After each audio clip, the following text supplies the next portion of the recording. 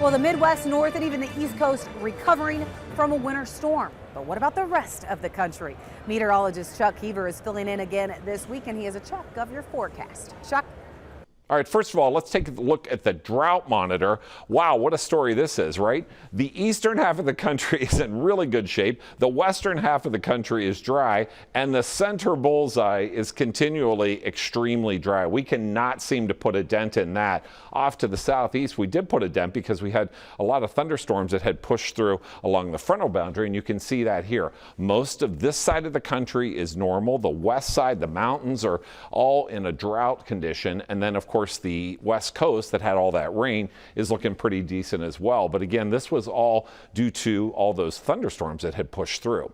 This next week, what are we looking at for temperatures? Well, we're going to be below normal. We'll have some cold air from Canada pushed down in, and what that will do is seesaw up this side of the country under high pressure, and that'll give us above normal temperatures, all that warm air pushing up. And in terms of precipitation, with that warmer air, we will get some more above normal conditions in terms of precipitation below normal down to the south and west, and this will be association with some frontal boundaries that will slide through.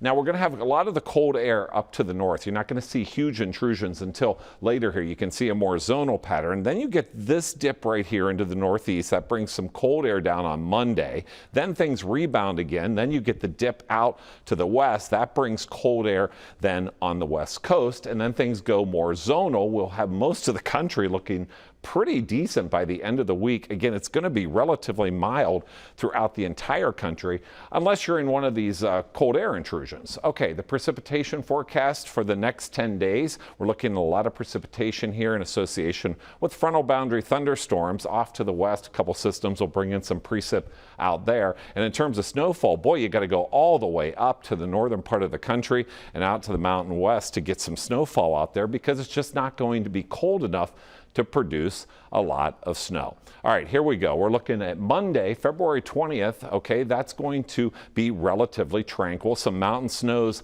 out to the west. And on Wednesday, we'll have this frontal boundary here that'll kick off some showers in the center part of the country, some snow, again, up in the colder air mass up to the north on February 22nd.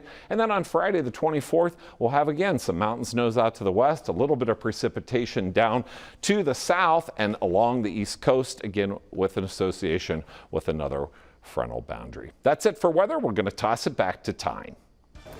Well, it was another volatile week in the commodity market. So what are our analysts keeping an eye on in the weeks and even the months ahead? Andrew Jackson, Joe Vaklovic, and Alan Hoskins join us for our live taping from right here at National Farm Machinery Show next. U.S. Farm Report is brought to you by Golden Harvest. Broad adaptability, high yield potential, solid agronomics, great late season health. The foundations of a successful season start with Golden Harvest Game-Changing Corn. Find your hybrid at GameChangingCorn.com.